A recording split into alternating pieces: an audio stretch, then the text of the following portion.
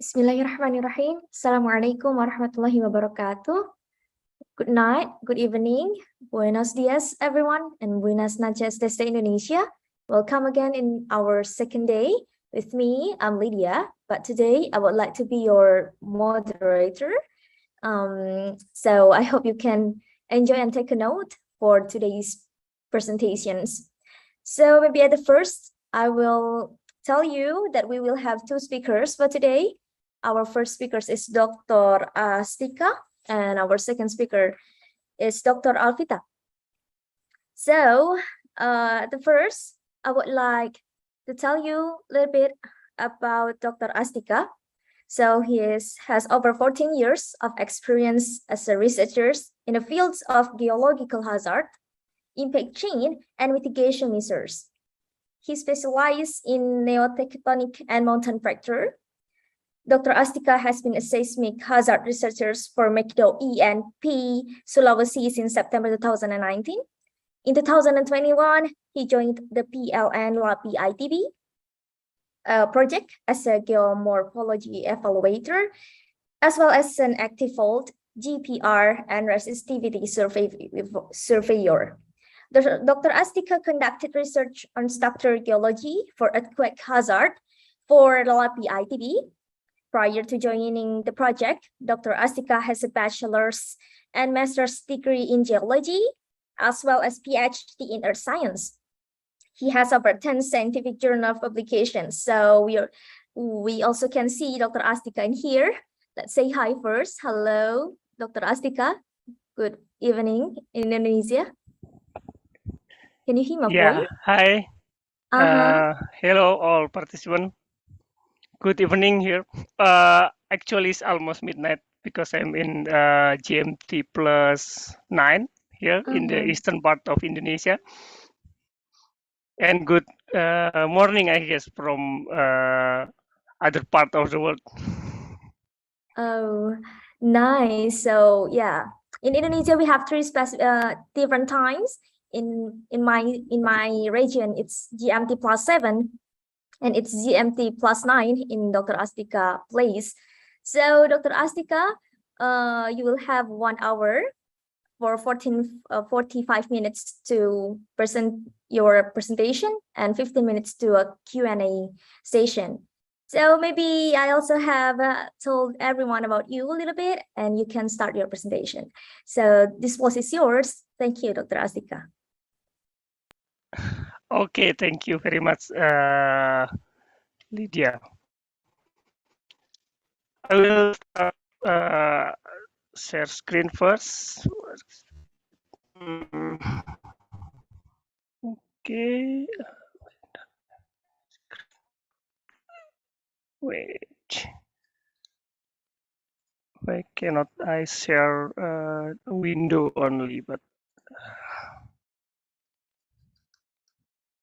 okay.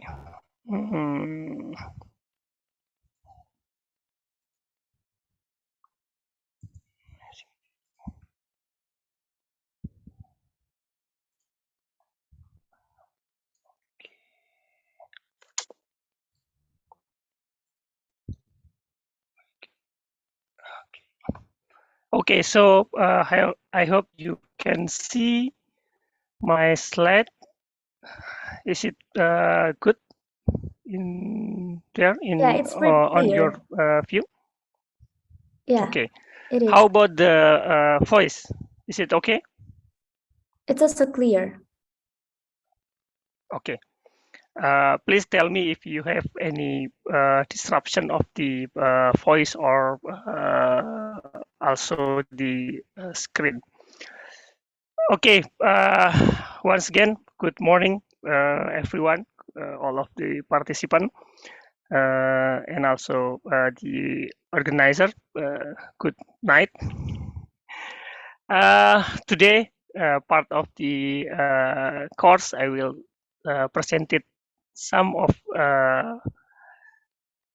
knowledge about the geological hazard, what I have learned and what I have to do in I have did in Indonesia mostly. Sorry. How about this? Yeah. Okay. The title is about impact of geological hazard, including earthquake, landslide, and also volcanic eruptions, and how to mitigate the hazard that related to the geological phenomena. Sorry.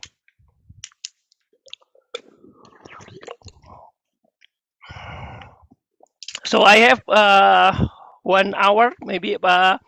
Is it all 1 hour is lecture, or we have any Q&A session in the end of the 1 hour, Lydia? Yes, we have a Q&A session. So you have 45 minutes for your presentation and 15 minutes for Q&A. Okay, thank you.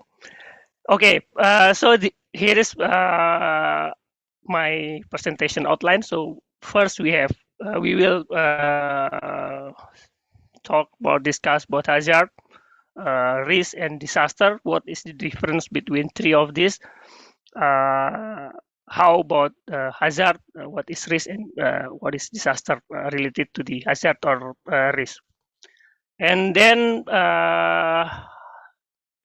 introduction or some basic about geological hazard and relations to the tectonic activity. And then we will talk about a little bit about geological hazard and analysis, about earthquake, volcanic, landslide, and also tsunami, especially what we have done in Indonesia, and then the summary in the end of the presentation. So about hazard and risk and also disaster, we will talk about how often the disaster occur in the world. This is a statistic that we have in 2001 up to 2020 in the below this line, and then the upper part is only for 2021. So this is the average, almost 20 years, and this one only for 2021. If we look in the occurrence of disaster, basically the most often the disaster occur is flooding. So if we look in the statistic, this is the one that we have to mitigate mostly, if only from the occurrence. We also have a storm, and then after that earthquake and wildfire, landslide, and drought is a little bit small. Mass movement is also small. I don't know, but this one is quite strange because we have to look the classification. What is the classification of disaster in this statistic? But actually, the average in last 20 years, it's also the same. The most highest occurrence is flooding. So and then storm, after that earthquake. So if we look at the location of the occurrence of the all of disaster is in Asia, Americas, and then Europe and Africa and Europe. So mostly in Asia, because I think we have a lot of source of the disaster. Earthquake mostly occur in the specific area, so not in the random area. We can see later how or where is the earthquake that occur in the world. So the location is not random actually. by the occurrence, this is the statistic of the disaster. But if we look, okay, if we look the excess or impact of the disaster, this is the number of death by disaster in 2021. The most highest fatalities in the earthquake disaster.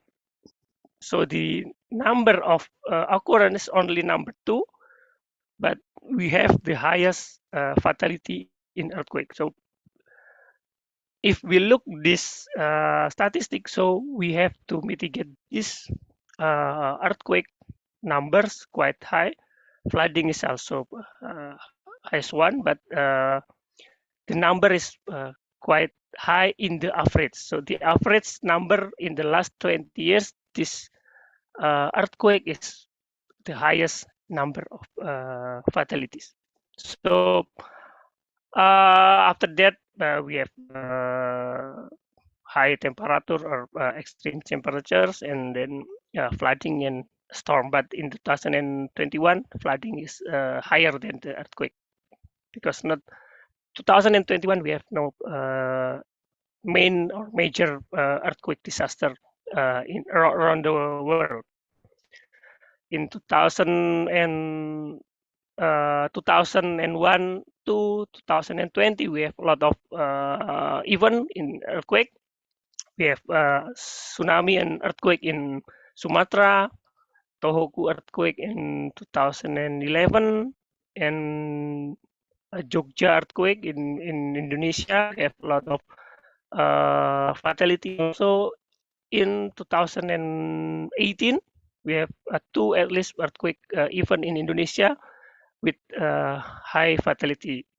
And if we look in the location, Asia still in the highest number of the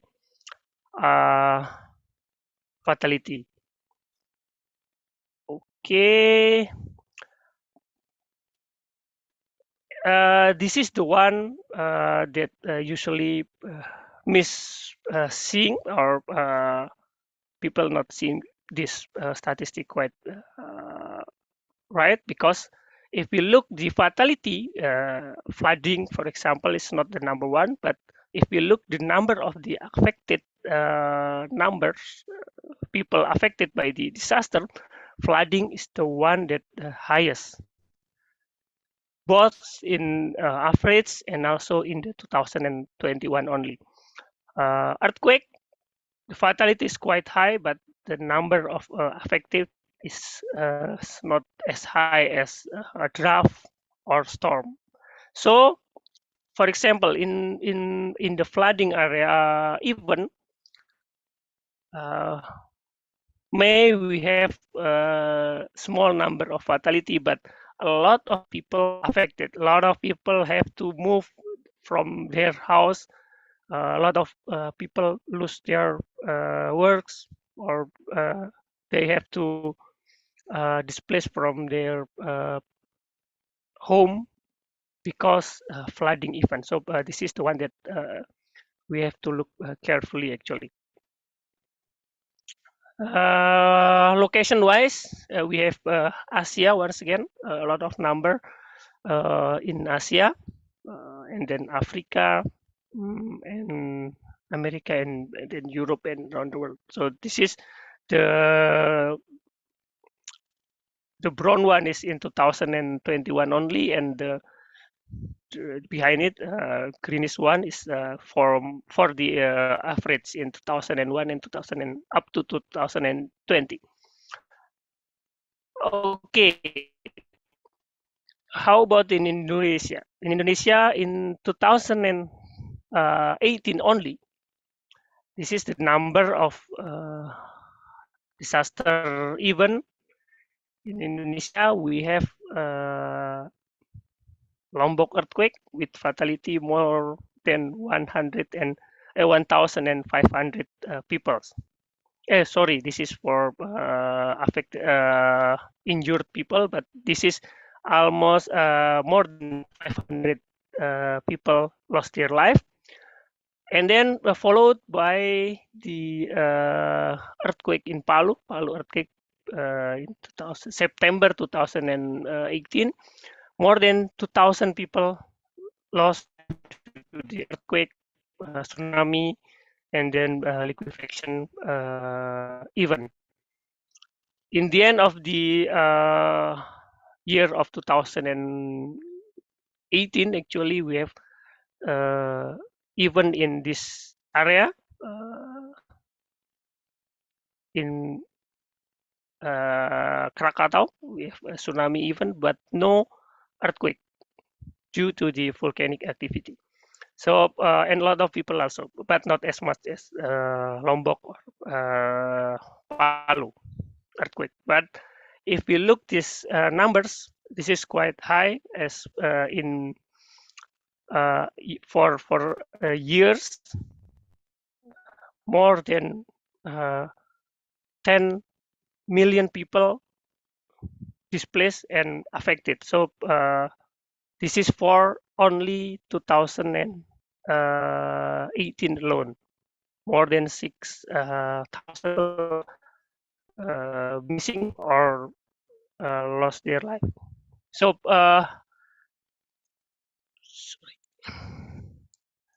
this is 2020. Based on the numbers, this is earthquakes. Only 18 numbers, 18 times occurrence. Volcanic eruptions, seven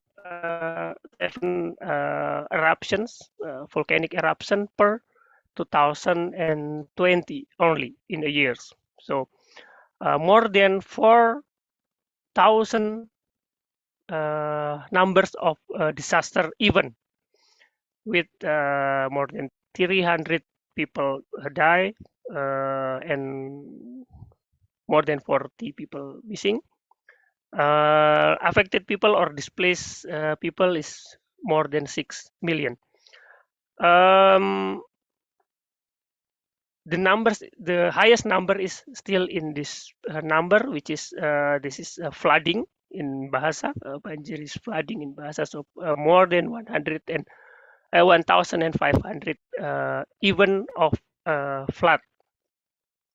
So if we look in this distribution, the number of frequency of the disaster is concentrated in this island we call the Java Island, and then followed by north of Sumatra. So this is Aceh region. So why we have only or all of these concentrated in this island?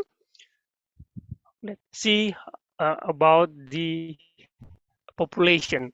If we look in this population distribution of Indonesia, this is 2000 and this is 2020. So most of people in Indonesia living in this island, Java Island. I am currently in this eastern part of this Indonesia here. So why we have a lot of disaster in this area? Basically because we have a lot of people living in this island.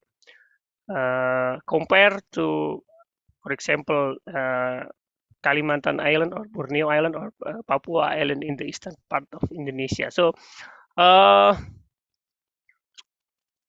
doesn't mean that we have no earthquake in Papua, for example, or no event of hazard, but we have no people or no less people in this area. So that's not coming as a disaster because no people injured, no property damage, and no people lost their life because the event of hazard. So this is the example of the disaster and hazard.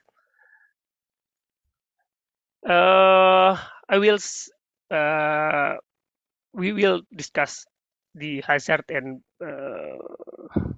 disaster later, but in terms of Sendai framework, we have four priorities. After this is actually after the Tohoku earthquake.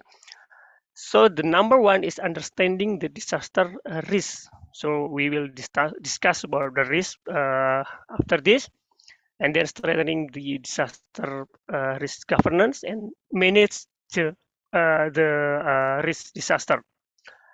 Number three is investing the risk reduction for the resilience. So if the event is coming again, because most of the geological hazard is cyclic, so basically not one-time hit or one-time shot, because we have this event, for example,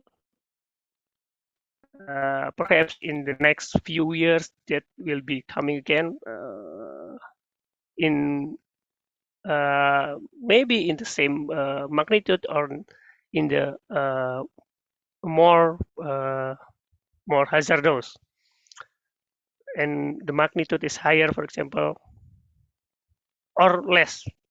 But the number or but the event is that will be a cyclic, because the process of geological process still running. And the number four, enhancing disaster preparedness to build back better. So why we have to build back better? Because in the future, if we have a lot of people, more people living in the same location, we have to be better than today or than yesterday. So we have so we can manage the disaster more more resilience than the previous. Okay, this is actually uh, equation, or how we calculate, or how the connectivity relation between hazard and risk, and also disaster. So this is the example that quite good. Basically, there is no such thing as a natural disaster, because disaster won't happen if no people injured, no people uh, lost their life, no property damage, or no economic loss due to that event or natural event. So they're only natural hazard. So even, for example, we have a landslide, we have earthquake, we have volcanic eruption, that even actually happened in the past. Even million years ago, the landslide, volcanic eruptions, earthquake is happened,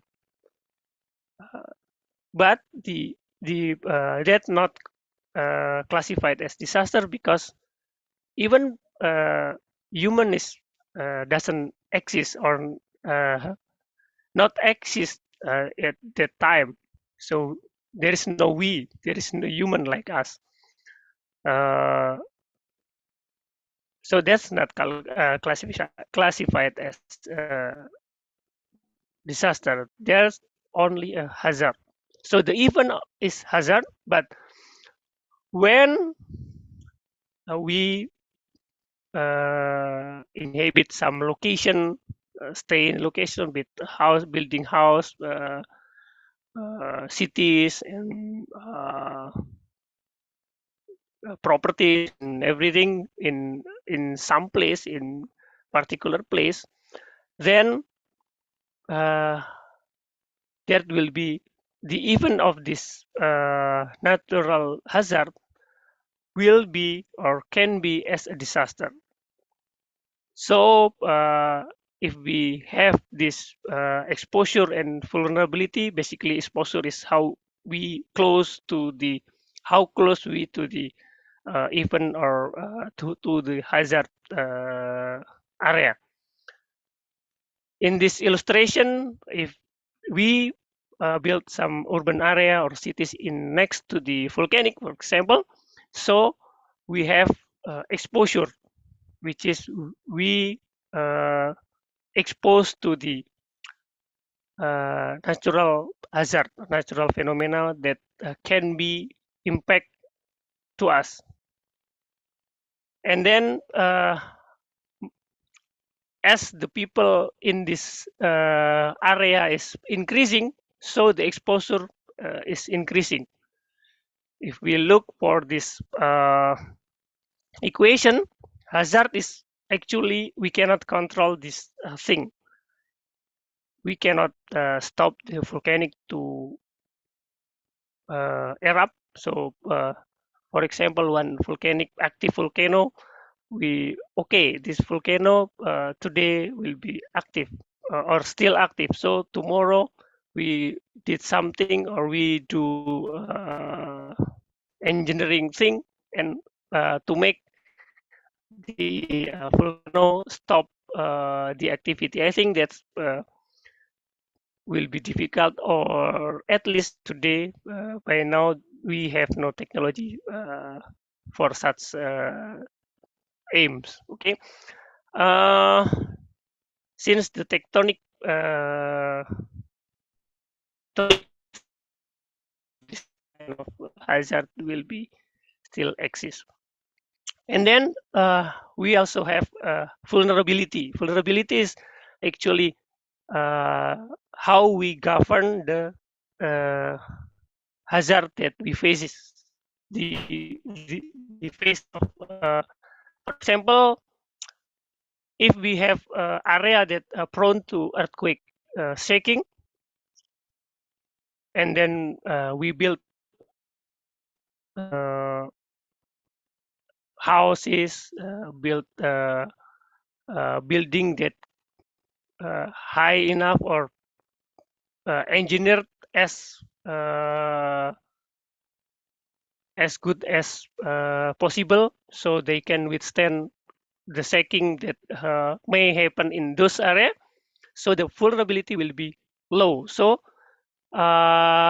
if we not plan to face the earthquake shaking, the vulnerability will be high. This is, for example, but the number, the items will be kind of like building for the earthquake, but also the social capability, which is some kind of drill or some kind of knowledge about the hazard. It will be highest lower vulnerability. And these three variable will be equal to impact or risk. Impact is in case of the event, and risk is if we calculate or if the event of this hazard is not happening or it's not in time of hazard event. So impact or risk is if risk is still in potential damage, potential death, potential loss of economic, but impact is the number in reality if the event of this, the event of hazard is happening. To lowering the risk or impact, like I said before, we cannot lowering the hazard numbers. Actually, the hazard number may be going higher because we have climate change. We have people that, for example, previously the slope is still in. We have a lot of vegetation, but as people stay in those location, those area, the slope is cut and we built some building there, so the hazard going higher actually as the exposure is also higher. Exposure is also quite difficult to control because in statistic the population is going up and exponentially going up. So tomorrow is more people living in Earth than today, for example, and still going up, and we cannot control this exposure actually. But the number of exposure or the exposure we can control is how or where we stay or where we living. Are we living in next to the hazard area or not? That's the one that we can control. But the number of people is quite difficult to control. Okay, so in term of exposure, how or what we can control is how close we to the hazardous area, and then vulnerability. This is the one that we can control, which is we can, for example, how we building how we build our houses, how we train our social our population here about the hazard event or hazardous area, so we can lowering the impact and risk. In terms of hazard, this is basically the one that we can or we will discuss more in the next slide. Uh, in terms of hazard, we have to know at least 5 of these items. Where the area of the occurrence are this volcanic only in the area or in the next area or randomized in the world. So we have to know the distribution of the area. For example, if we have a volcano like this, are all of this area in this volcano is in the hazardous area? Or if the eruptions is happen, where is the area that uh, can be impacted by the hazard? That's the one that we have to know to properly lowering the risk, to properly control the exposure, to properly lowering the vulnerability. And then the second one is mechanism. For example, if we have earthquake or tsunami or landslide, what is the mechanism that trigger this or those event? Are the, for example, the earthquake? What is the source of the earthquake? Are the earthquake is sourced by the fault in underwater? So that will be include tsunami as the hazard items. And then the probability of the occurrence. So this is basically we have to look for historical event. Are there any history of occurrence of, for example, tsunami, volcanic activity, or landslide, or anything? And then magnitude or intensity. We have to calculate or we have to describe carefully. For example, for earthquake, even every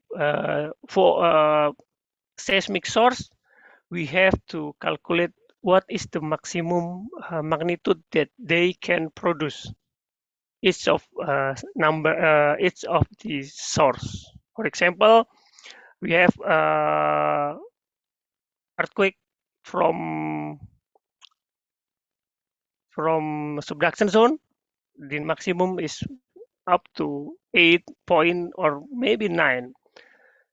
But if we have only small fault in the land area, in the intraplate, maybe only 7, depend on the fault. And then effect or impact of the hazard event that we will face. So we can control the exposure. So we also can lowering the vulnerability. And then the aim or the result is lowering the risk or impact if this natural event or natural hazard is happening.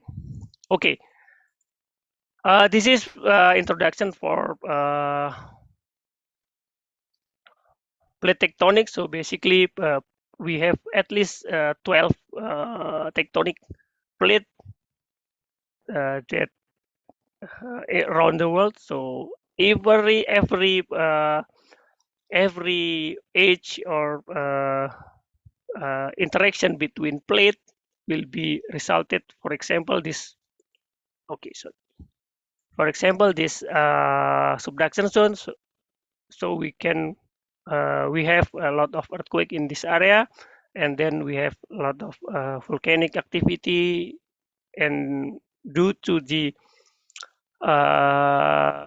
terrain, we will have landslide, flood, flash flood, for example, in this particular area. Okay, and I think this is quite for example, in earthquake, so we can see here, this is, for example, in Indonesia, we have a lot of earthquake distribution, but we have no or small numbers of earthquake in Kalimantan. How we explain this? Because we have no fault or we have no earthquake source in Kalimantan. Not actually a zero, but we have a small number of fault or a seismic source in the this island. So basically, we can predict where the area that have seismic hazard in Indonesia. For example, this area here in Java, in Sumatra, we have seismic hazard. But if we combine with the exposure or population, this number, this island is highest population, so we have highest number of population, and we also have numbers of earthquake. So the risk is higher in this area compared to Kalimantan, for example, or even compared to here in Papua with the same number or even higher number of seismic occurrence. Okay, this is, for example, the effect of the earthquake. So in terms of earthquake event, this example in upper left is in Palu. So we have this displacement which is more than 5 meters laterally. So the road is below this house, because the house is collapsed to the direction to this man. So this is the fourth location, and that's displaced more than 5 meters. So if we have a house in this area, just like this one, so they will be tears because one of the pole is one of the pile also displaced in 5 meters. We have this kind of liquefaction. So the effect of the earthquake. This is also in Palu. And then we have the lower part is in Lombok in 2018 also. This is liquefaction. Some kind of liquefaction is also like this one. And this one is uplift. So basically the coral is supposed to be in the below water, but after the earthquake, this coral is in the upper water level of sea level. So they will be dead after this. This is another liquefaction. So this is the one that not as high as the other area in Palu, because the other part of the Palu is the massive one is we have liquefaction combined with the landslide. So after the liquefied the land, they displace downslope more than 800 meters. So this is the liquefaction in Palu. This is one of the effect of the earthquake. This fault source or the earthquake source not in this area, but we have this kind of effect of earthquake. We also have displacement vertically. If we look the previous slide, we have laterally displacement, and this one is vertically. So if we have a house or building in this area, that will be a damage, must be damaged after the earthquake, because more than 3.5 meters displaced. What we do to analyze the hazard of the earthquake? Basically, we have two type of hazard analysis to earthquake hazard analysis, which is the one is deterministic base, and the number two is the probabilistic base seismic hazard. Basically, if we'll have fault here, and then if the earthquake happen usually below the surface, like 10 kilometers, 5 kilometers, or 15 kilometers. But if we have the vertical fault like this, so basically we will have the shaking is highest in the next to center of the earthquake, and then going away from the point of source will be slightly lower shaking. So we calculate every single fault source, and then calculate the probabilistic, or in terms of deterministic, we calculate the shaking if the fault of this particular fault going to slip and earthquake happen. This is, for example, this is the probability of occurrence. So we will result is PGA usually, peak ground acceleration. This is the annual rate of the accidents. This is what we did, or we do in terms of determine where the earthquake source. This is, for example, in West Java, north of West Java. So we look for potential or fault or active fault, which can be action or act as a fault source. This is using geomorphology from DEM, and also we utilize subsurface data in some of the area. And the result is this is our active fault map of Indonesia, published in 2017, and this map plan to update every year. So by now this map is on progress to update, and most of the fault will be stay and add some other new fault. So that will be quite challenging, also adding or identify more or new fault active as earthquake source. And this one, the result of the probabilistic seismic hazard analysis. So basically, this is the number of shaking in gravity numbers, peak ground acceleration in probability 1% accidents in 100 years. So basically, if we look the source next to the fault source will be high, which is the number 1.622 gravity, and in Kalimantan is quite low, so that's why Indonesia plan to move their capital here. Okay, this is and then we move to volcano. In terms of volcano, Indonesia have more than 100 volcanoes, so we have to be exact 129 active volcano.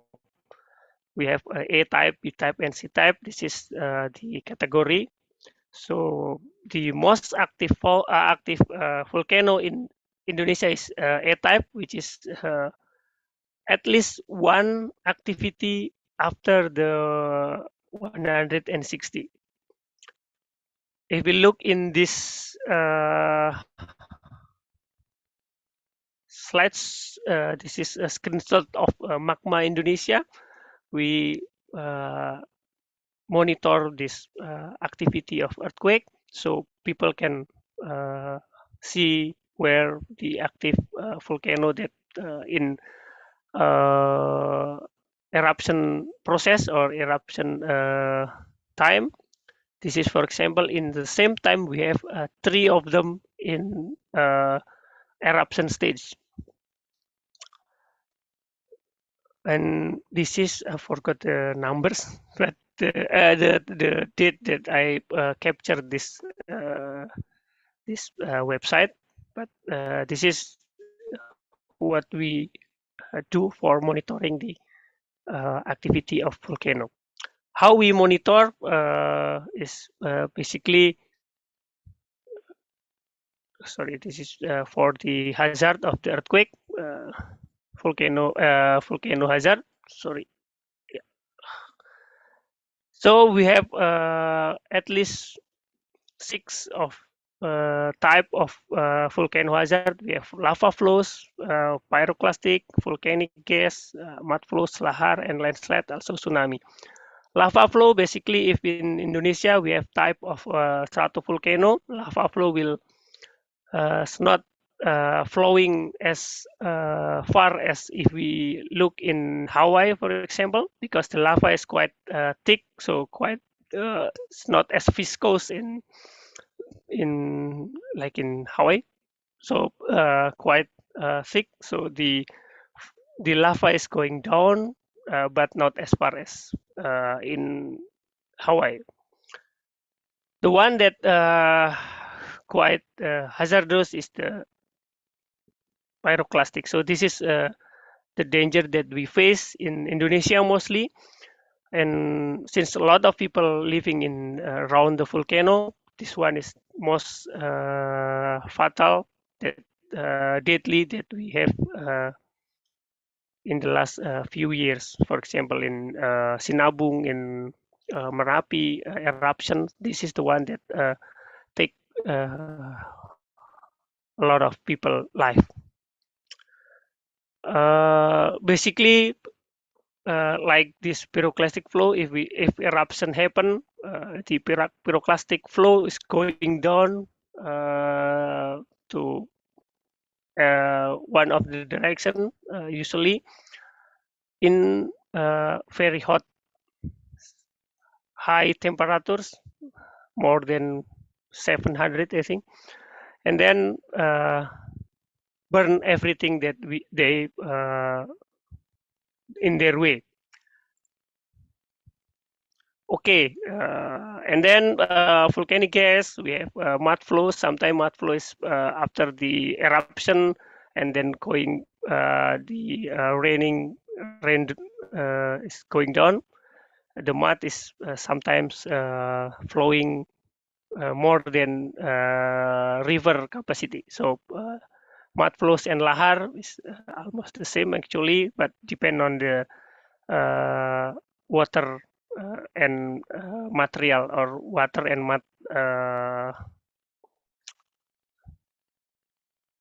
component. So, and then landslide and tsunami. This is, for example, in 2018, in the end of the years, we have kind of this one, eruption, and then we have landslide, and then produce a tsunami and takes people's life in the coast. Okay, this is example for pyroclastic flow in Merapi, and this one is the before the event and this aftermath that we have. So a lot of people, houses burn, vegetation also burn. This is lahar also in Merapi, but in the different direction than this one. This is also in this is in Dieng in Central Java. A lot of people facing this toxic gas. This is what we govern or we map the hazard. For example, this is volcano in Central Java. Forgot the name. This is example in the Mount Rainier. So this example is actually we have type of hazard and where is the location of the hazard. Just like I said or I talked before about hazard, we have to have area of distribution and magnitudes and also type and mechanism. For example, this one is for area of volcanic or pyroclastic fall, pyroclastic flow, and other things. Okay, this is also in Magma Indonesia website. So in live, we have condition or states of the volcano. Are they active, normal, or in the states of dangers? That will be updated in our website, so people will notice and know where they live. Like for example, this area red one, the pink or the green or the yellow one. The yellow one will be the one that the hazard will be lahar or mud flow, but in the red one and pink one is they face the danger of the pyroclastic flow. This is the monitoring, usually visual monitoring, seismic monitoring, deformation monitoring, and also chemical and thermal monitoring for every single active volcano. So we will notice and we will inform people in the Magma website, for examples, so people will notice and will know where states the earthquake next to our houses, for example. And then we have a landslide hazard. This is example also in West Java. A lot of landslide hazard in Indonesia. A lot of landslide even, and some of them change to or become a disaster. For example, this one after the earthquake of Palu, there is a landslide, a huge landslide in the upstream of this river, and then aftermath in the rainy season they will be going down and in their materials going down, people's houses, people's life also damaged or affected. Type of the activity, this is type of earthquake, and this is the analysis that we do. Usually we have heuristic, statistic, and deterministic, depend on the scale of hazard map that we produce. This is also input of the analysis, and the final map is landslide susceptibility map. This is, for example, landslide susceptibility map of Indonesia. This is the nationwide scale, so we have no time frame. But in terms of, for example, this is a province scale. We have time frame that, for example, this one for July. This is dry season in Indonesia, and compared to this April's this is the wet season. So basically in the wet season, we have a lot of more red colors than the dry season. So this is time dependent. And this is also monitored by the PVMBG, geological body of Indonesia. And the last one is tsunami. This is an example of aftermath of tsunami Aceh 2004 Sumatran earthquake. If we look the location, a lot of location of tsunami is due to this subduction zone. So that's not a random area though. Distributions, most of them is in Pacific Ocean, and most of them is earthquake triggered or generated by the earthquake. But not only the earthquake, we have also volcanic eruption, landslide, and other such as meteoric impact or something. This is what we do in Indonesia. Usually know the source, modeling the source.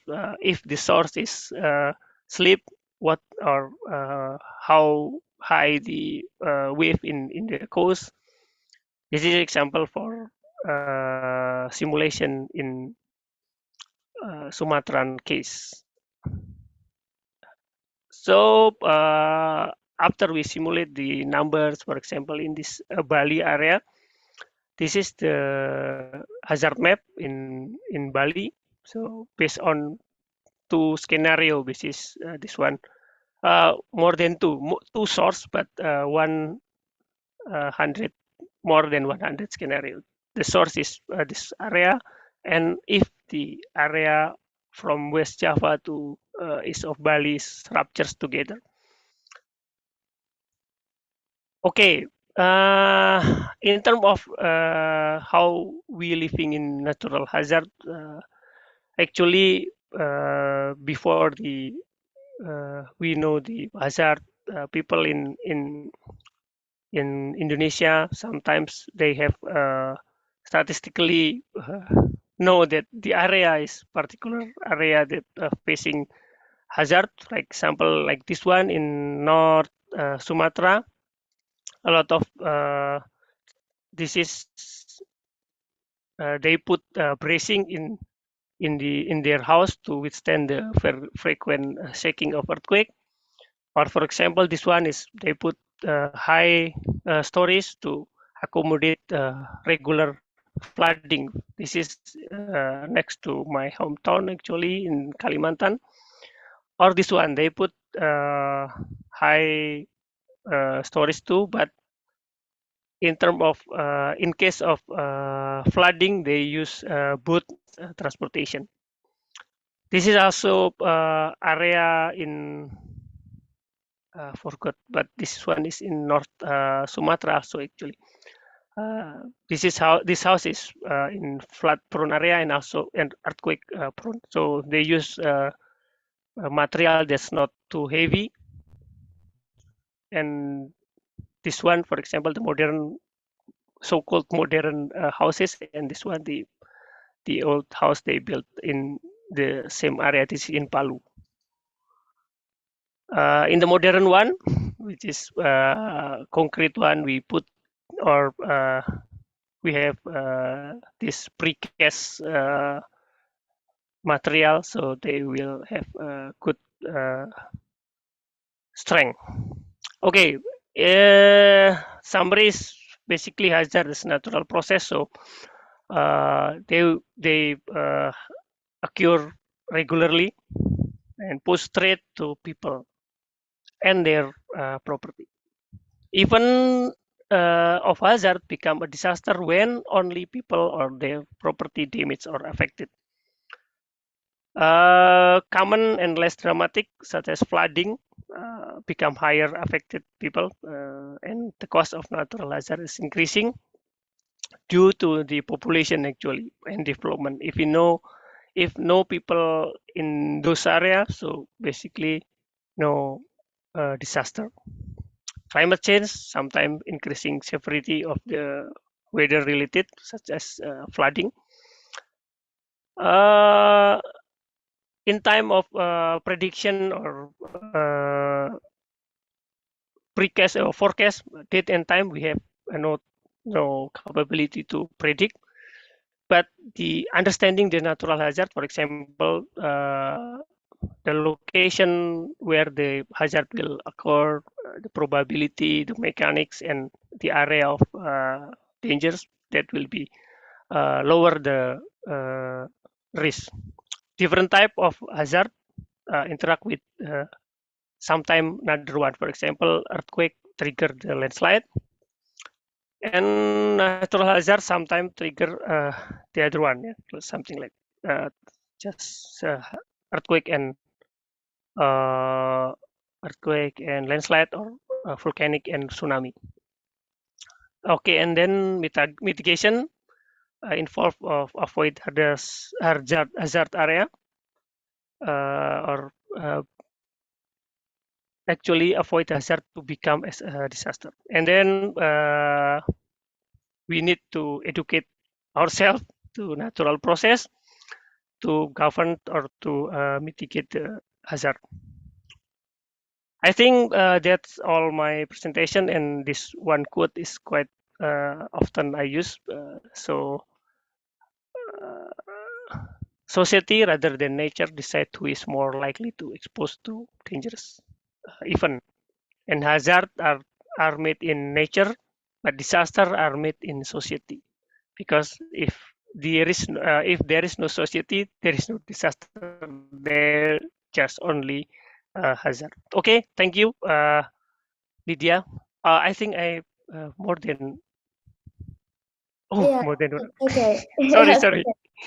Thank you so much. It's really interesting and it's really important, really important. So I hope everybody can take a note.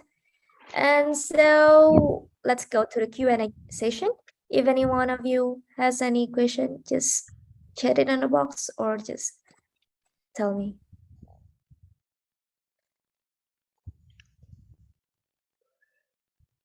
Is there anyone has a question?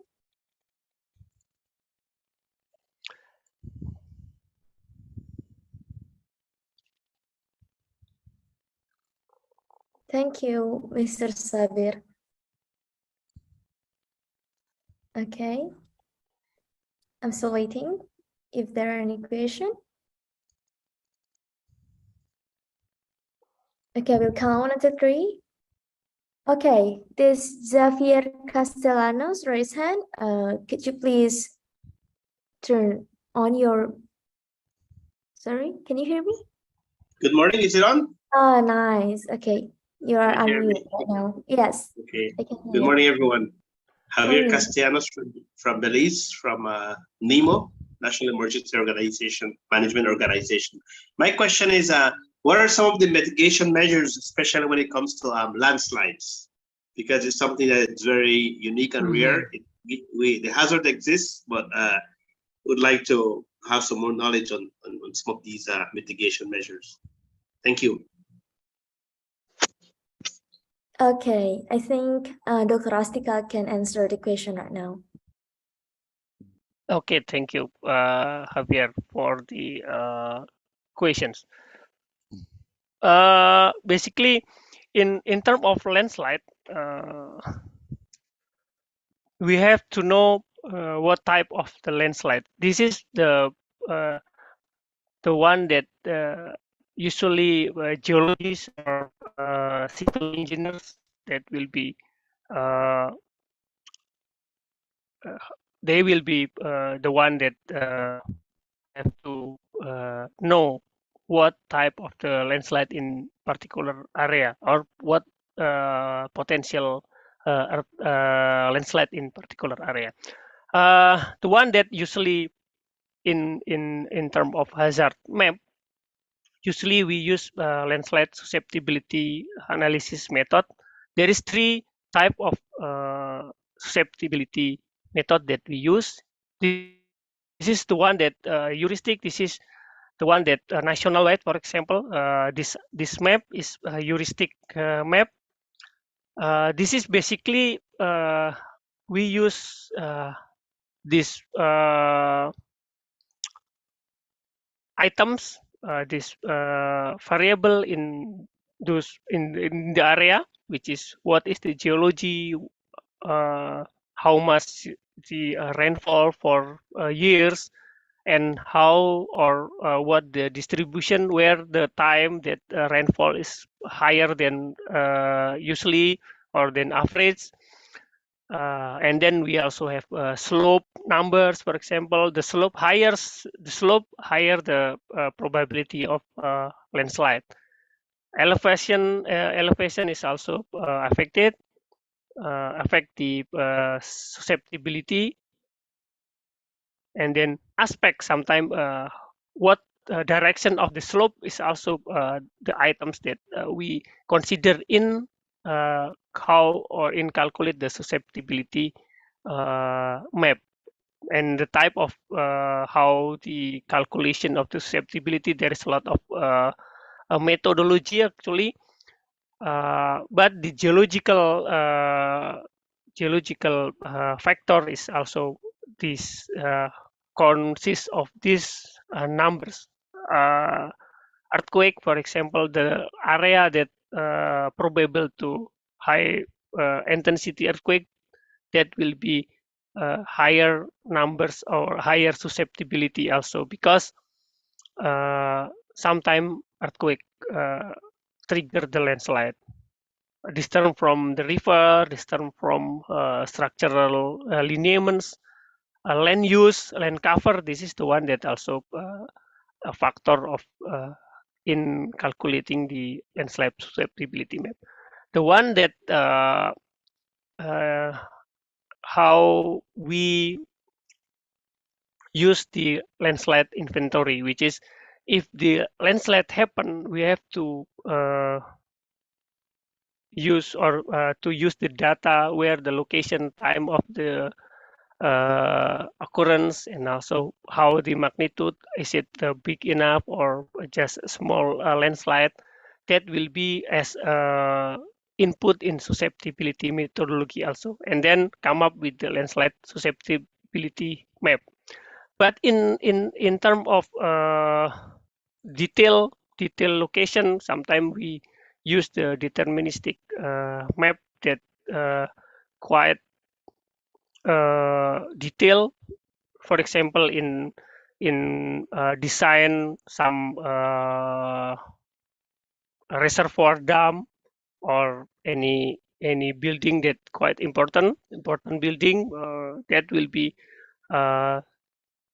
subject to landslide susceptibility map in deterministic methods or in the detail method. Basically, if we know the geological factor or and the other factor, we can come up with the landslide measure. Is it possible or not to measure the landslide? But in terms of mitigation, a lot of things that we can do to lowering the risk of landslide, or for example, to prevent the landslide happen. That will be structural mitigation, sometimes the one that quite costly. So if the location is not in the location that quite population or in the important area, it will be just let the landslide happen. So for example, in the road, in the interstate road that not quite heavy traffic, they will be let the people let the landslide happen, and but control the for example the traffic, or control the how people build some build house in the next to the area. So there will be quite wide scenario from the one that we prevent the landslide going to happen. to the landslide happen and no people injured, something like that. So the mitigation is mostly due to the or in civil engineers area. There will be a lot of structural methods from for example, shortcrete the slope, build some concrete barrier, so the slope, the landslide is not going to the road, for example, if the landslide is rockfall. So it's depend on this type of landslide. For example, the debris flow in Palu, we built some like a dam, Sabu Dam, we call it Sabu Dam, to prevent the debris flow is going to the area of people living, like a lot of house and so forth. So there is no so the debris is not going to the village or to the city. We built some dam in this in Palu, for example.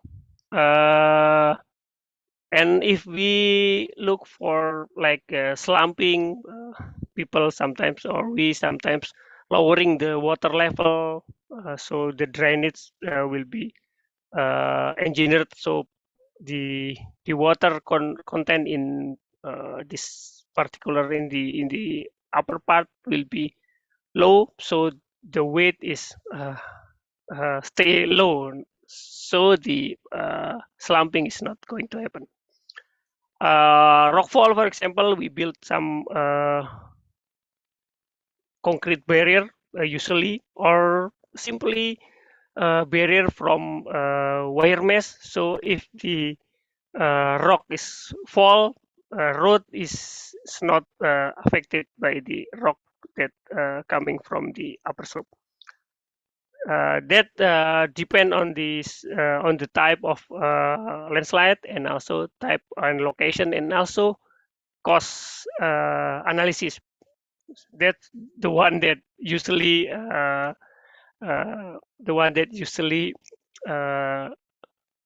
factor that main factor what the mitigation or what we do to some slope is cost. Is it costly, or how effective, and is it efficient or not? I think that's about the landslide. Javier, thank you. Thank you so much for the answer. Dr. Astika is really complete. I hope also Mr. Castellanos can hear and completely understand about that. And yeah, we're Miss getting, Lydia, a question. sorry? I have a statement, a question. Oh, I'm really sorry due to the time. I think for the No, next, just a quick. No, it's a quick one. What I'm saying, can the presentations that are done today, can it be sent via email? oh sure, yeah, we will do it. All presentations like this one here, can it to be forwarded after this session via email? It's That's a actually nice. it's actually available in your EduNext learning system, so you can check it there. It should be there, I believe. Okay, but I think you say you'll do it for only 2 days. But I was just saying, if it is sent via email, then it can remain there and we can always go back to it. Okay, yeah, we will take a note for that. Thank you. It's a suggestion, yeah. Yeah, thank you for the suggestion. Okay, nice. Yep. So we also have the next question in the chat room, but I think for the next question, maybe Dr. Astika can answer it with or write it, and we will send you the answer after this session, because we need to go to the next session with Dr. Alvita. So thank you so much for Dr. Astika for presenting the presentation really well. It's also give us a new information and really important learning. Thank you. Thank you very much, Miss Lydia. Yep. Okay. Thank you. Okay, next, the second speaker is Dr. Alvita Puspahandayani. It's about increasing community resilience through geospatial data and land administration. So welcome, Dr. Alvita. Yeah, this is Ardia. Yes. Okay. Good evening from Indonesia, Dr. Alvita. So maybe at first I will tell you a little bit about Dr. Alvita. So she has worked as a lecturer at ITB's Faculty of Earth Science and Technology for over 7 years. She specializes in geographic information systems and land administrations. So you are in the right hand today in your time. Since 2015, Dr. Alvita has been a lecturer at ITB's Faculty of Earth Science and Technology. In 2014, she began working as an academic assistant at ITB. Dr. Alvita has also worked on disaster risk management, tidal flood, and land degradation projects. Dr. Alvita holds a bachelor's, master, and doctorate in geodesy and geomatics. She has more than 5 scientific journal articles to her name. So you can find she's really famous, I think, in this field. So yeah, it's really my pleasure to hear from you, Dr. Alvita, so you can start your presentation. Okay, thank you very much, Lydia. So,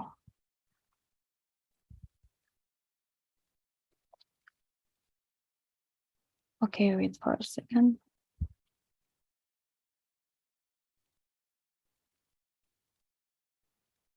Okay, can you see my presentation clearly? Yes, we can. Okay.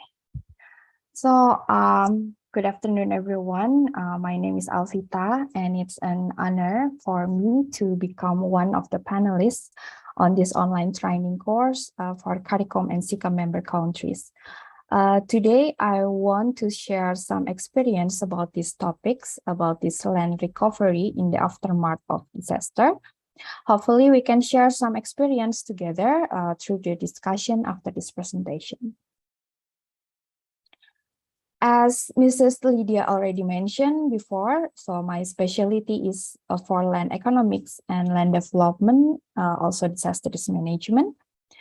And for the last 4 years, I am doing a research and project on land price prediction, land consolidation, land institutional models, and land information system for earthquake risk management in Lombok, and multi-purpose cadastre development based on sustainable land and disaster risk management in Lembang Fault. I am also do some project on early warning system also on Jakarta shoreline.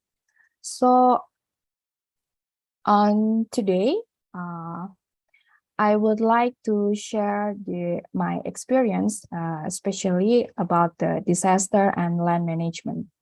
So as we know that disaster happened and there is nothing humanity can do to prevent earthquake, tsunamis, or volcanic eruption from occurring.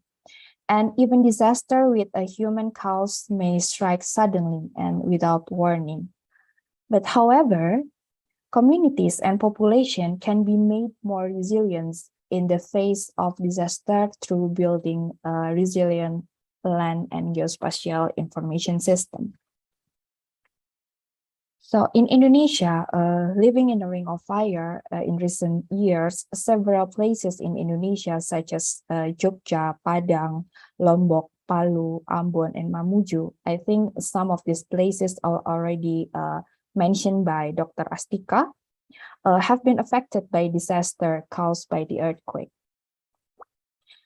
In a glance, on May 2006, there are 5.9 magnitude earthquakes struck just off the southern coastline of the Indonesian island of Java. More than 5,700 people were killed and more than 45,000 people injured. And it's near the Bantul Regency that has the worst affected region, and it's very near with the Yogyakarta special region. And at the end of September 2009, a 7.6 magnitude earthquake struck Indonesia off the shore of Sumatra near the town of Padang. It's killing 1,170 people and leaving 1,214 injured.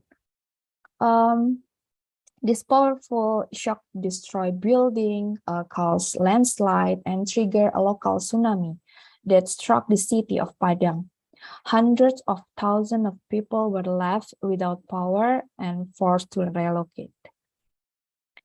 And then in early August 2018, a 6.9 magnitude earthquake struck the Indonesian island of Lombok. And it's quite unique earthquake in Lombok because usually we only have 1 to 2 earthquake, but in Lombok it's like tremor. The island is tremor because the earthquake stand for almost 1 month in Lombok. So this earthquake is the deadliest and strongest earthquake to hit the island of Lombok in recorded history.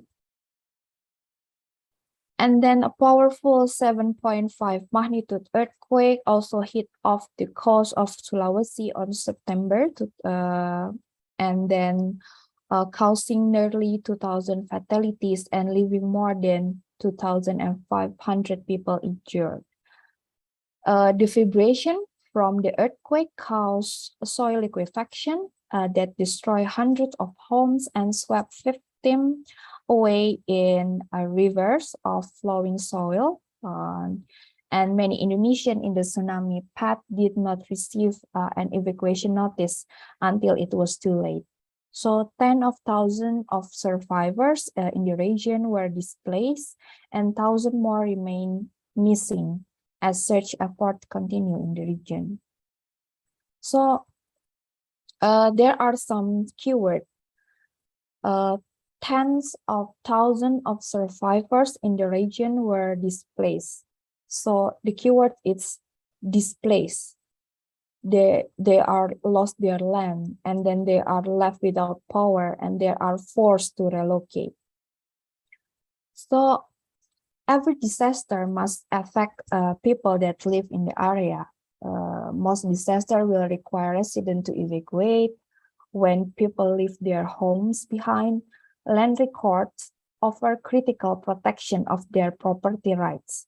And this is crucial because land and homes are usually the main asset that people have. Land and geospatial information is key to ensure that land records are comprehensive and secure. So the impact of disasters such as damage to infrastructure, victims, and refugees significantly depends on the community understanding of disaster risk. So when disaster displaces people, land records and geospatial data are key to protect property rights and build resilience. So because natural disaster must occur inland, so everything above, on, and below land will be affected. The essence of disaster risk management is to minimize the risks that occur. If we have a good land records and geospatial data, at least when disaster occurred, we have the legality data that show where we live, so we won't lose our land, which is very critical for us. So we all already know that land is a very important and very sacred in our lives. Why? Because land is considered a scarce resource.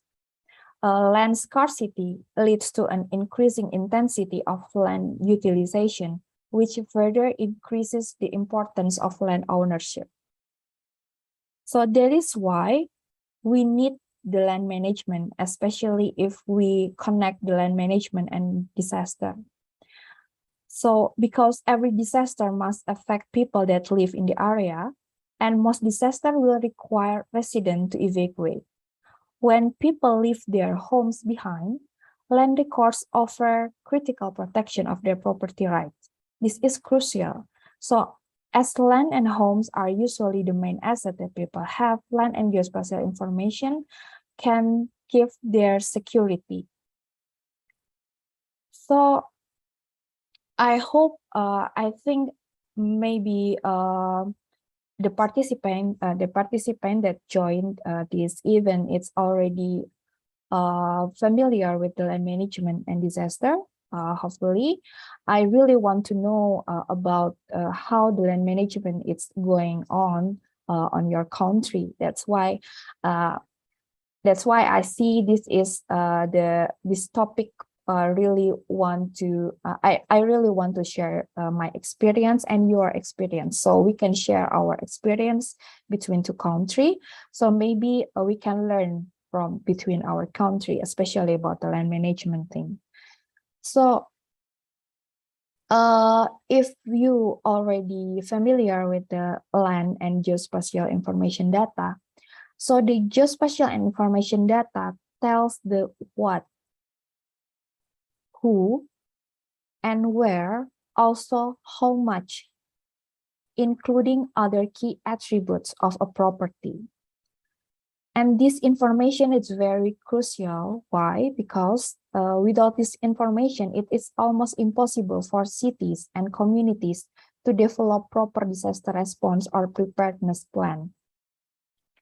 It is very important because we need all this information when we have the exact location of our home or from our property, and then we already have all the information and the attribute is being sent legally to the government. And then when everything, if there is anything happen to our land or our property, our government already have all the attribute and legality that that intact with our property. So this land management and disaster thing will be easier if the information about who have the property, who is the name, the date of the birth, the civil status, the profession, and the living address of the man that have the property, and then knowing the history of the right and the stewardship, and then is it the security right or is it the using right, the ownership, is it full ownership, is it the freehold, or is it the long-term leasehold. It will be very important information, especially for the land after the disaster, including how much the parcel or the property that we have, the identification, how many, the value, the boundaries, and what is the land use of our property. It is also important. So I hope some of the participants already familiar with the parcel land cover and then the map of the cadastral map. So because it is very important to have the detailed map of the parcel and the cadastral mapping of the area and the region. So the comprehensive land and geospatial system can secure the resilience recovery of economic activities by providing accessible and instant data on disaster impact. So the value of losers, the beneficiaries, as well as the level of appropriate compensation and required investment to restore activity will be restored quickly after the disaster, if before the disaster we already have all this prepared on the land management preparedness from disaster. So currently, disaster management activities are more focused on disaster reduction activities in disaster response activities. So although post-disaster activities are as important as pre-disaster activity, I think it is better to reduce the impact of a disaster than to act after a disaster occurs. So we need to invest more on the preparedness activity, on the plan before the disaster happen. So disaster management itself is defined as a disaster concept which includes prevention management, reduction, and recovery measure. So disaster management activities include 4 processes, namely mitigation activities, disaster preparedness activities, disaster response activities, and post-disaster recovery activity.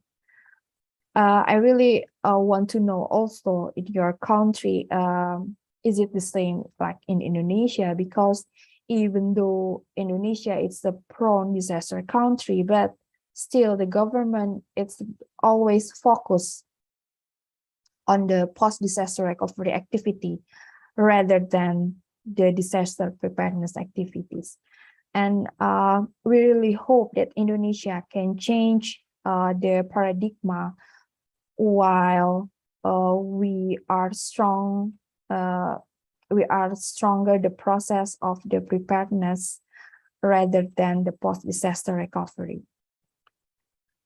So a comprehensive approach between cadastre, spatial data infrastructure, land administration, and disaster risk management will result in an efficient disaster risk management system that enables the identification and minimization of possible exposure and vulnerabilities that occur in the community.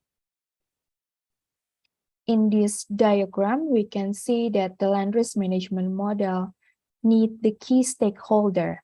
It can be the local government, it can be the state and regional government, it can be the national government, it can be the private sector, even it can be the citizen itself.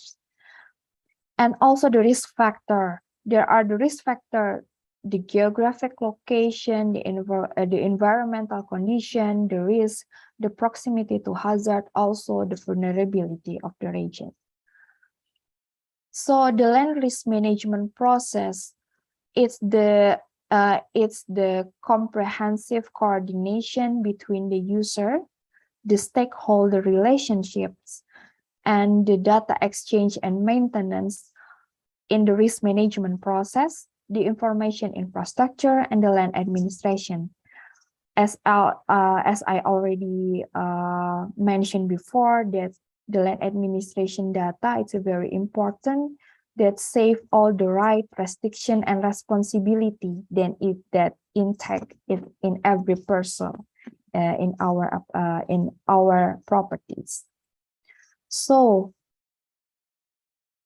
to having some effective risk management, we will need the authoritative risk data, the community access, because if the community cannot access the data, it will be not necessary then the effort. And then the improved decision making, it's also important. Also, it will give the disaster resilience that will bring the effective risk management. So next is the why national land administration system and spatial data infrastructure are fundamental for disaster risk management. First, they play a key role in facilitating pre- and post-disaster tenure, land use, land valuation, and zoning information on a unified geospatial platform for planning, monitoring, and implementing emergency response.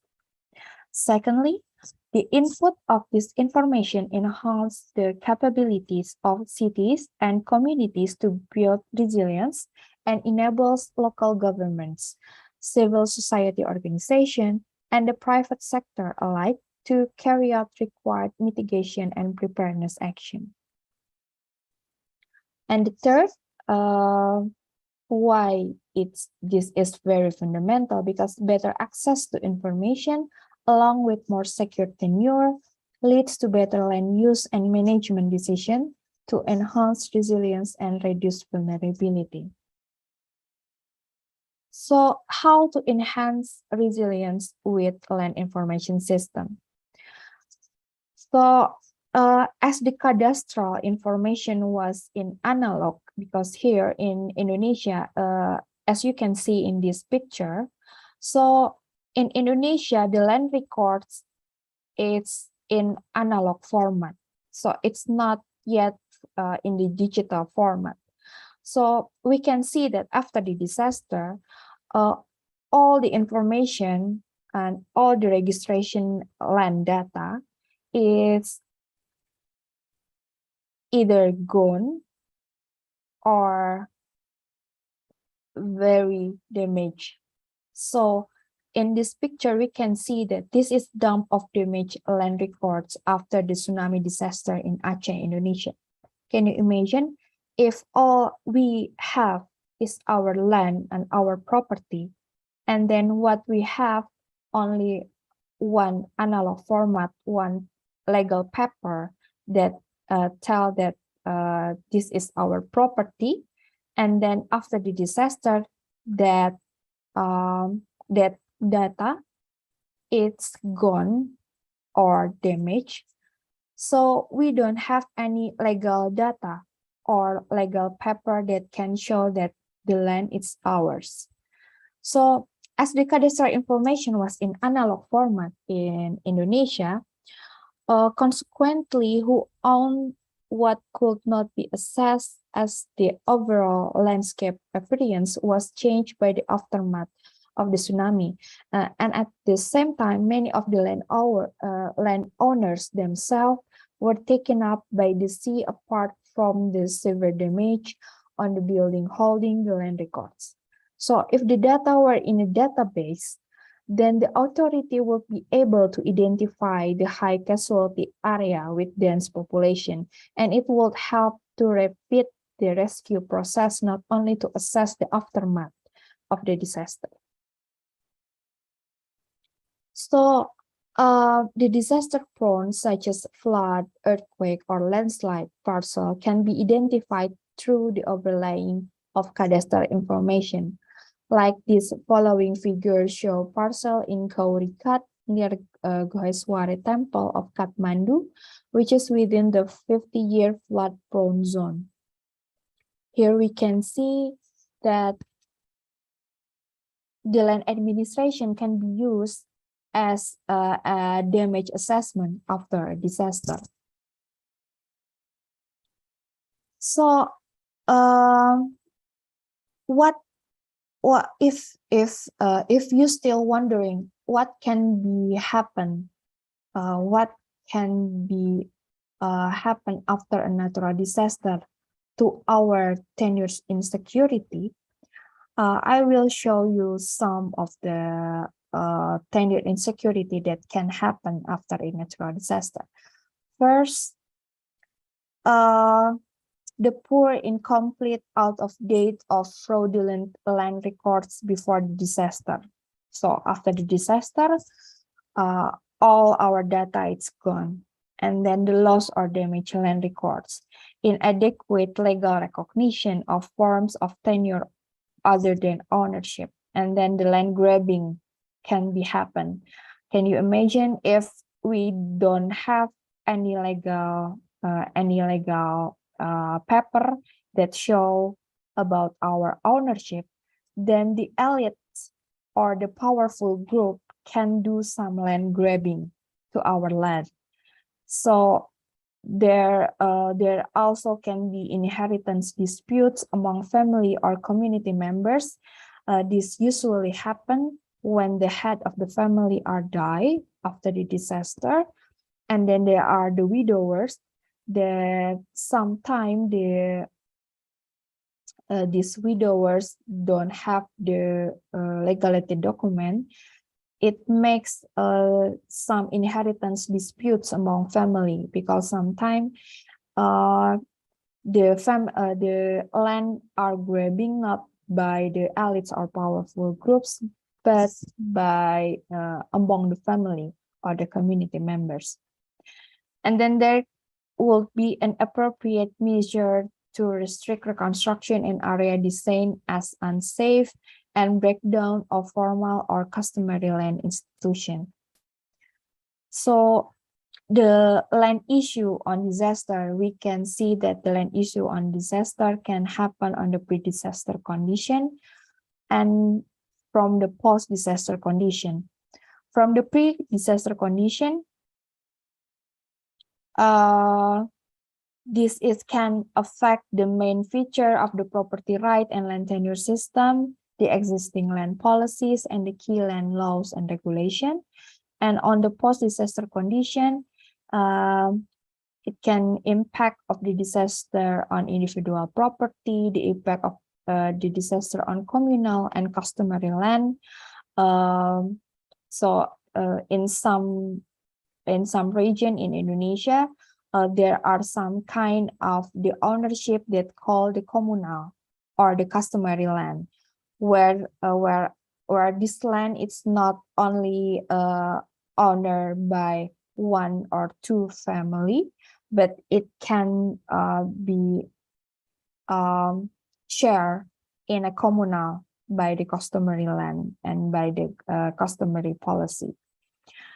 And then the impact of the disaster on land records, the impact of the disaster of vulnerable groups such as women, widow, children, and other vulnerable group. Also the impact of the disaster on land agency, also like we see before, and the demand for resettlement and related needs after the disaster happened. That's also will impact the land issue on after the disaster. So I wonder if you already familiar with the land information system, but the land information system is a geographic information system that can be used for cadastral and land use mapping, consisting of an accurate, current, and reliable land record cadastre and associate attributes, include the detailed map of the parcel. And then this land information system are maintained in digital form. It is possible to edit, maintain, rectify, and keep the record up to date with least effort. So for sure, it's more relevant and more needed than the analog. So all the land information system in the digital form is very important also. So on the land information system concept, we recognize that this system will be multi-layer. So each layer comprising data which related to a particular theme. For example, here, for the land information system, there are also the socioeconomic information system that include the parcel-based cadastral information system, the network, facility, and utility of information system, also the resource environmental information system. So if we have this kind of land information system that built in our country, after the disaster, we really can build back better. And we don't need years and years to overcome the impact of the disaster. A cadastral boundary can be directly delineated. So if we use the land information system, if we have the cadastral map, so a cadastral boundary can be directly delineated in the field over the ortho-rectified imagery, which are more convincing and easy working, thus consuming less resource and indirectly gaining more public support during the data acquisition. So if you are already familiar with participation mapping, so the participation mapping, it's usually we are doing this kind of participation mapping when we want to do some fit for purpose mapping. So we try to do this fit for purpose mapping for the disaster purpose, for disaster risk reduction purpose. So we can bring our map, and then we can ask all the villagers or the people in the community that can directly delineate the field, so they can give us the information. This is my place, this is my property, this is my home, this is my parcel. So the process of the reconstruction after the disaster will be done quickly. So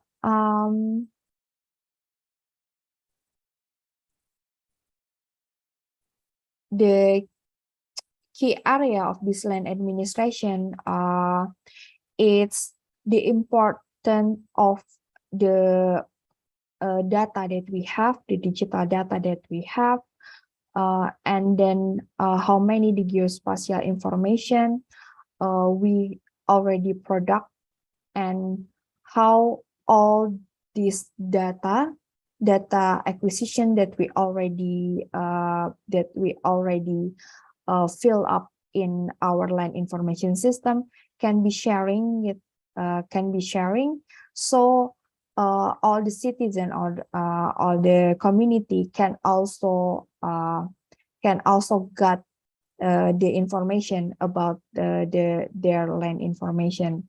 So the difficulties is due to the security. Why? Because this is include the legality. This is include the ownership data. This is include very privacy and very important data. So the security issue is the one thing that we need to taking care of if we want to have this kind of comprehensive land information system that built in our country. So the land administration, it's something that a little bit slightly different than the land information system. So if the land information system, it's one part that show that the parcel and the property that we have need together in one land information system. But this land administration, it's different because land administration plays a vital role in promoting people welfare and the sustainability of land and resources. So why the land administration is very important? Because the land inside of the land administration, there are the legal cadastre, there are the fiscal cadastre, and there are the regulatory cadastre. So in the land administration, before we only talk about our land data, the right, restriction, and the responsibility that intact in our properties. But in land administration, there is not only the data, but there is also the legal, the fiscal, and the regulatory, that intact with the data itself. So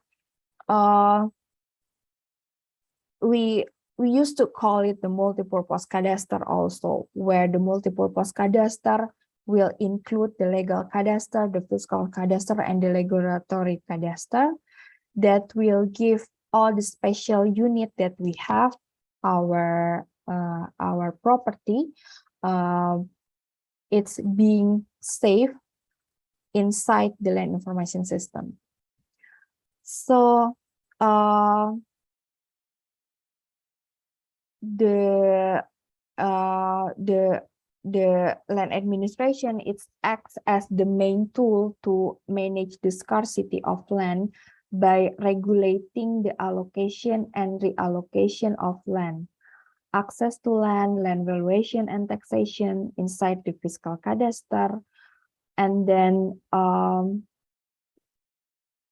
as well as the land economics in general. So land development is provide the people as the beneficiary with the most significant benefit from such a process, because everything is inside this system. There are the tenure, there are the value, and also the use and development.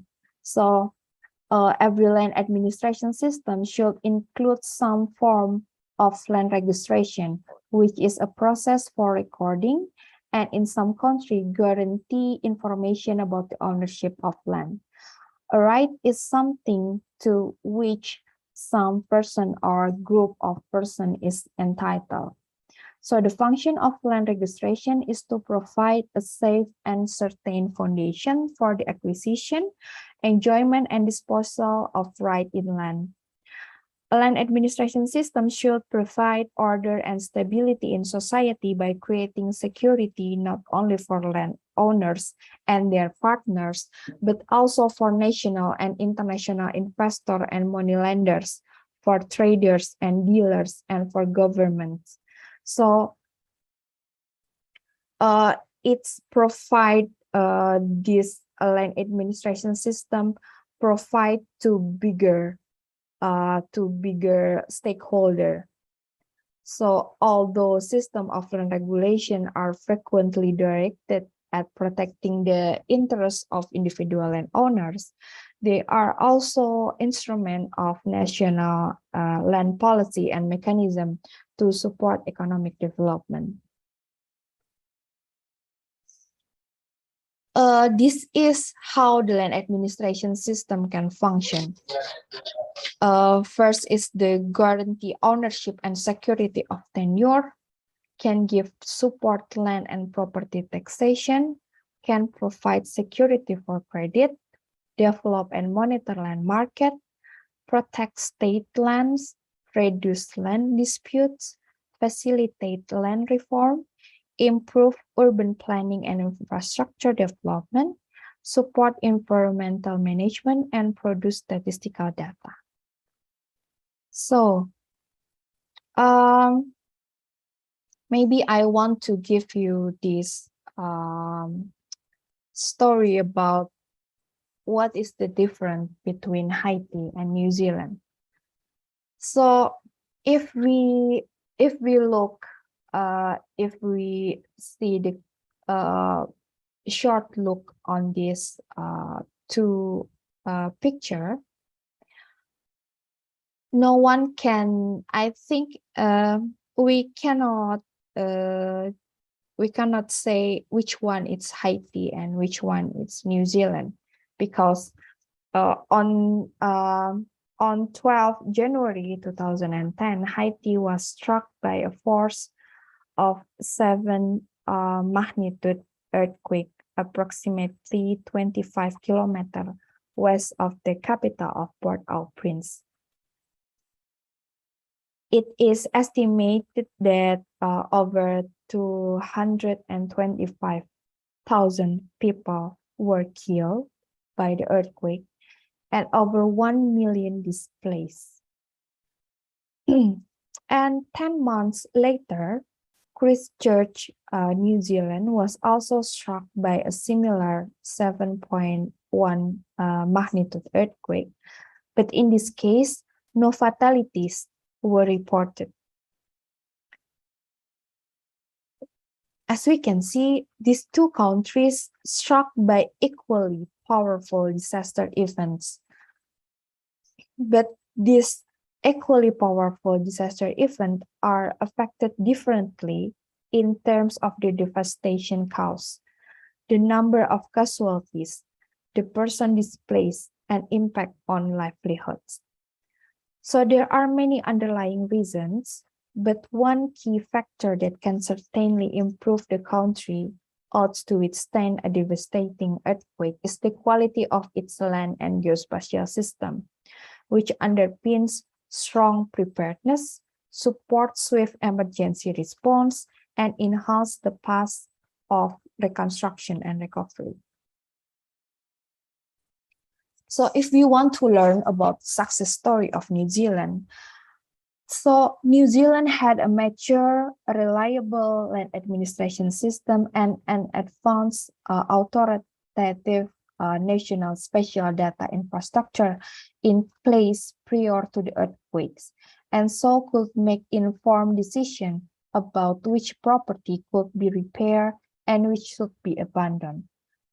And then the second, most owners had private insurance cover, and evaluation infrastructure enable compensation for the value of lost homes and business to be calculated. And the building codes and town planning system minimize earthquake damage and casualties. And believe it or not, all of these things that New Zealand have are being covered in land administration and land information system in New Zealand.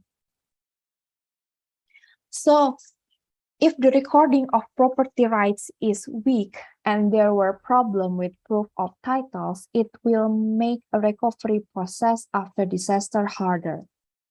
Reference and record systems were often unclear, incomplete, or out of date.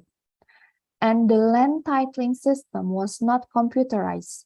Banks could not use contested properties as a guarantee. Land administration, land use, planning, zoning, building codes, and property valuation were all in need of strengthening before the earthquake. And then the possession was often the only tool available to defend property rights. The relief work was partly hampered by the poor state of geospatial data, and uncertainty over land rights prevented the reconstruction of some infrastructure, which has had long-lasting impact. The many lessons from this disaster have informed efforts to improve land administration going forward. So, land and geospatial information is extremely valuable for resilience, but to produce it and effectively use it, right system needs to be in place.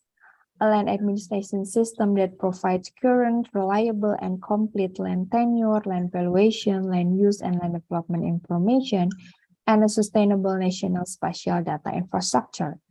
So the national spatial data infrastructure is a comprehensive coordination between the governance, technology, and people that connect all the knowledge, decision, development between the society, economy, and the environment. So how the technology and application also value can be used by all the stakeholders and being used to strengthening the disaster risk reduction effort in every country. So how to build the land spatial data infrastructure for disaster? So this is our purpose to build land spatial data infrastructure for disaster, or we call it LSDI. We need the title and administrative records, the ownership registration, the name, date of birth, the civil status, living address, type of ownership, changing owner history, and the land value and the fiscal records. We also need the land value and land price information, natural resource records, potential disaster, have the big scale detailed map. It's also very important to see every detail parcel and the and the property that we have. We also need the land use records that include the land use, the zoning, also the building permit document. So how we can manage the land spatial data infrastructure for disaster and disaster management phase. So we already know that we have 3 phases in the disaster management. So there are prediction and preparedness that we must to manage before the disaster. The activity that we can do on this time is to building land and spatial data infrastructure, building the education and community capacity building, and then the land use planning. And the second phase is the warning, evacuation, and emergency relief during the disaster. What we can do, the activity during the disaster is the response and reactive. And after that, on the phase of rehabilitation and reconstruction, after the disaster, we need to do these activities. There are the conflict resolution mechanism, the recovery, and the land consolidation. And how we can promote this land response on disaster resilience. First, we have to build on community-based initiative. So understanding and supporting community response strategy is critical to improving resilience in the long term, particularly where they serve to strengthen land right documentation and land use planning, and can be integrated into the broader land governance system. And then the second is we need to take a local and indigenous approach to build connection with community. So local and indigenous approach are needed to make an approach that can be easily accepted by the community. By understanding local wisdom and the custom that apply in the area, information will be more easily accepted by the community. And then we also need to build an engagement with all the stakeholders. We need to building an understanding related to disaster is a shared task and obligation that must be supported by all relevant parties, local communities, regional government, central government, non-profit organization, and the private sector also.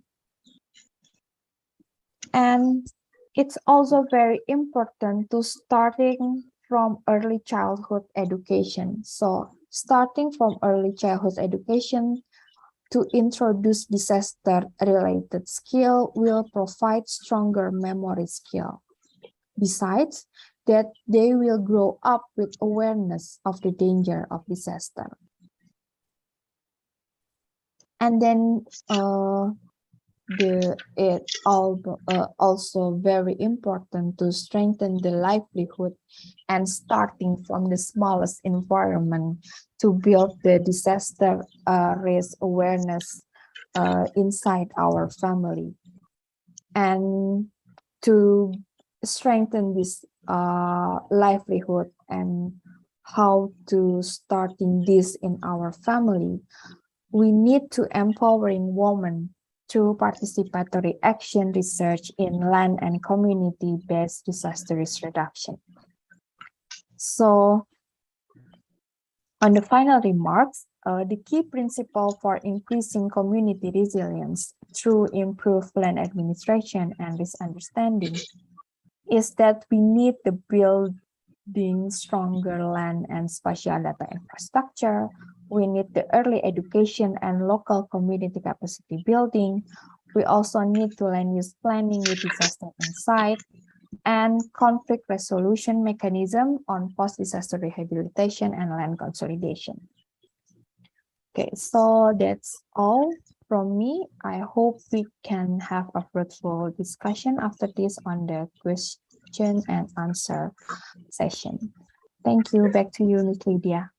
Thank you. Thank you so much, Dr. Alvita. So, Dr. Alvita told us more than we learn, more than we recognize that we don't know anything. And also about the land administration, it has a really big connection with the vulnerability before that Dr. Astika said before. So yeah, we're going through to the Q&A session. So if you have any question, okay. We have one question, Dr. Alfita. It's from a chat box. I will read it for you. It's from Karim Sabir, a CARICOM secretariat. The question is, what is the relationship between the disaster agency and the lands department and census department? Is it a good relationship between free sharing of data for modeling and planning? Is there a data sharing law or policy for disaster planning? Yeah. Thank you, Dr. Alfita. We wait your answer. Okay, thank you very much for the question, Mr. Karim Sabir. It's a very interesting question. So, why it's interesting? Because you really can indicate there are some institutions that need to collaborate. Here you say that disaster agency, the land department, and census department. Yes, it will be so nice if all these institutions can work together. But unfortunately, in Indonesia, we have the disaster agency, and then we also have the land agency department, and then we also have the census department, and there are in separate and different institutions. That's the contra, but the pro is these three institutions can have the sharing data. So there are some policy that every institution in Indonesia, it's comply in one data sharing. So we also have INARISC. This is comply all the data that have the information about the risk and disaster in every institution in Indonesia that can sharing their data. So this data sharing policy, it's already in Indonesia that connect all the stakeholder data. So the answer is yes. Is there data sharing law or policy for disaster planning? Yes, there is one data sharing policy between all the institutions that doing this disaster risk thing in Indonesia. So vice versa, I want to ask Mr. Karim, if I can, Mr. Karim, can I ask you, how is the sharing law or policy data between the institution in your country? Maybe if you don't mind to share also your experience in your country, because I want to know also, if you don't mind. Thank you.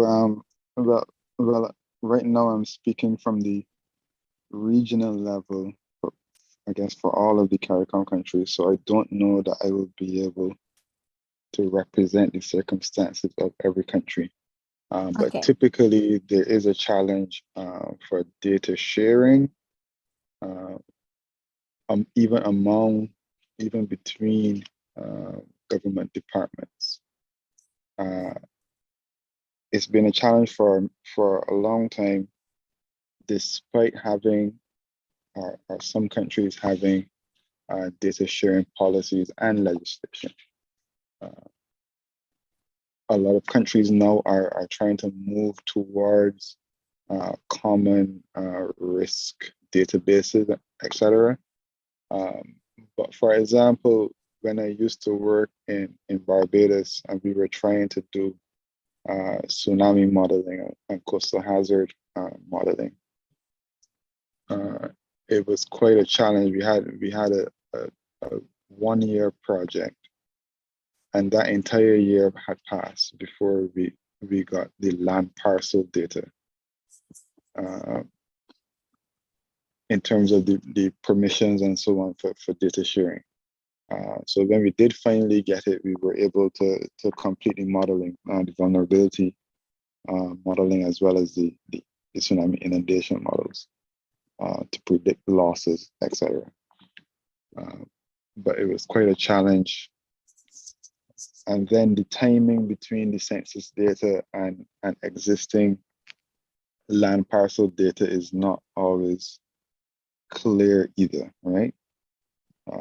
So the census data is good for doing your vulnerability, so you can see where the different societal classes live, the population, demographics, etc. The other challenge that we had is that we discovered that coastal land is estimated at the same value as inland land. It's not a market value in the Lands and Surveys Department. So while coastal land that's good for tourism, etc., has a much higher market value, it was estimated in the same way inside of the Lands and Surveys Department, the Land Valuation Department. So in terms of estimating losses and damages for a storm surge or for a tsunami, etc., it was quite difficult. Then we had to go back and try to look at market values for coastal lands. So these are some things that at least from my experience in one country, we had experience, but I suspect that there are similar challenges across CARICOM. Thank you. Okay, thank you very much, Mr. Karim. Yes, it's very interesting. It's very interesting topics because yes, even though in Indonesia we already have that kind of policy, but in the end, some difficulties still appear. Why? Because every institution have their own data acquisition, and the stage of the detail of the data, it's quite different between the institution. Sometimes one institution use the big scale of the map, like the detail map for the parcel, but the other institution didn't have the detailed map. So sometimes the difficulties is between the different scale that been used in every institution. First, it's the different scale, and then the updating of data. Thank you to come up with that topics also. Yes, the updating of data is also difficult here in Indonesia also, because even even if they say the institution say that they can require one real-time data, but still this data real-time still need a few stage until the data can be used to another institution. So there is a gap between the real-time data and then the data that been used. So it's also happened in Indonesia, of course. And then the different time of the updating of the data, the detail of the data, and then the difference between the data, the land value between the government data and the market data. So when disaster happen and it's happen on the land, sometime the government need to relocate the houses because they are live in very prone area. But when the government want to move the land, there are some difficulties because there are some difference between the price that government give and then between the market. So the land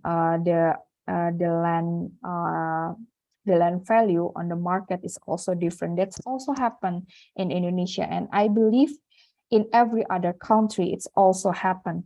So we can go back to the policy, which one that we will use when after the disaster happened.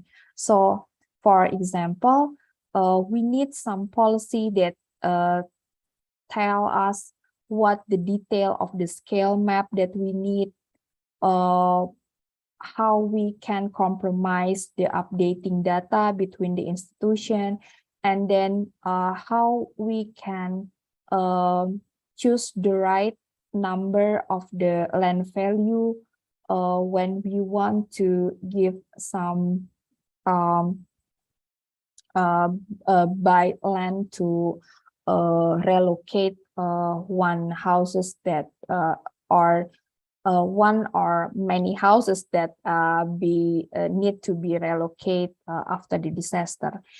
If there is one policy and then all the institution can follow that policy, and then I think all this data sharing thing will be effectively done for the disaster risk management. That's from me, Mr. Karim. Thank you. Okay, I hope Mr. Sabir can hear it really clearly. And there's also a second question. It's up to you, Dr. Handayani, if you want to answer right now or you want to answer it with chat, so we can send it in EduNext or emails. So okay, maybe how is it? only last question, I think, Okay. from Rashid. Okay. Yeah, Mr. Rashid. Okay then. Okay. So this is the last question. This is last question. Yeah, I'm really sorry for that due to the time. So here's the question. How do you finance reconstructions and post-disaster mitigation works? Do you have any special funds or how does it work? Okay, thank you. About the funds, of course, no matter we have some funds that our government already budgeting for the disaster. After the disaster happened, we need more funds. So sometimes we really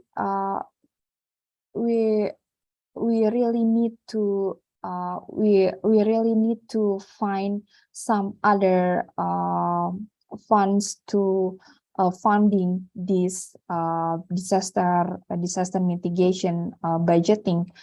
So that it's why I tell earlier that we always think after the disaster, how we finance the reconstruction, how we finance the after the disaster.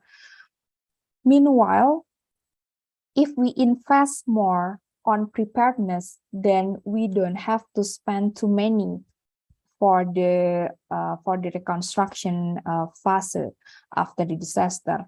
But however, in Indonesia, we are have funding from the NGO, of course, from the NGO, from the private sector also, and then one thing that our government try to study more is, can we have this funding from the land value capture? Maybe one of you, maybe some of you are already familiar with land value capture. So this is some some schema to capture the land value if we put some infestation to the land, such as we build the environment, we put the infrastructure, the road, the utility, and then the price of that land will be higher. So the difference between the land before the land value before the infrastructure and after the infrastructure, that is the land value capture. So that it's one scheme that we want to try to capture to founding our disaster risk reduction effort. But for now, we still use the budgeting funding from government, the NGO, and the private sector. I think it's quite same with a lot of countries. The other funding may be from the insurance. So there are the insurance from disaster. It's going rapidly in Indonesia. I don't know in your country. Maybe you also familiar with the insurance of disaster. But we also using that kind of scheme to funding the mitigation. Thank you. Thank you for the question, Mr. Rashid. I hope that's fine with you. So Okay. thank you, Lydia. Yeah. Okay, thank you, Dr. Alvita. Yeah, it's quite clear. So we have a lot of sectors that we can get funding for our disaster, if it is happen, of course. So, but important things that from Dr. Alvita said that before, it's really nice to prepare well, so we don't need to spend much even the disaster come. Okay, it's getting more fun right now, and so that's all. We already done the presentation for today. Thank you so much, Dr. Alvita, for your time and for your presentation. It's Thank really you very nice. much. Also, thank you very much to all participation. Thank you for stay through all the session and for all the questions. Thank you. You're welcome. Thank you very much. Yeah, I just want to tell you that tomorrow is the 3 days, so just come in the same time as today. Thank you. Have a good day. Thank you. Have a good day, Bye. all. Thank you. Thank you. Participant. See you tomorrow. Thanks. See you tomorrow. See you tomorrow. Thanks. Thank you. Thank Thank you. Goodbye. Okay then, folks. Have a good one. Have a good one.